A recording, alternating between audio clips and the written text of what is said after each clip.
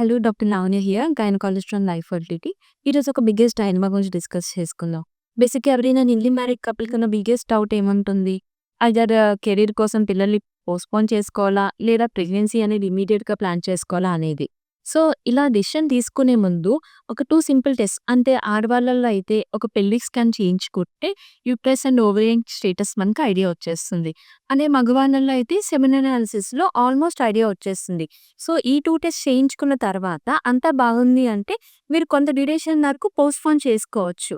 ఎందుకు ఈ విషయం గురించి ఇంత స్ట్రెస్ చేసి చెప్పాల్సొస్తుందంటే, రీసెంట్‌గా ఇన్‌ఫర్టిలిటీ అనేది చాలా వరకు రైజ్ అయిపోతుంది. ఆ విషయం మనందరికీ తెలిసిందే. సో, చాలామంది కపుల్ ఇలా పోస్ట్‌పోన్ చేసుకునే ప్రాసెస్‌లో వాళ్ళకున్న మైనర్ ఇష్యూస్ కాస్త చాలా మేజర్‌గా అయిపోతున్నాయి by the time they plan. So, మీరు ముందుగానే ఈ 2 టెస్ట్ చేయించుకొని బాగుంది అనుకుంటే దాన్ని బట్టి మీరు డిసైడ్ అవ్వచ్చు. Thank you.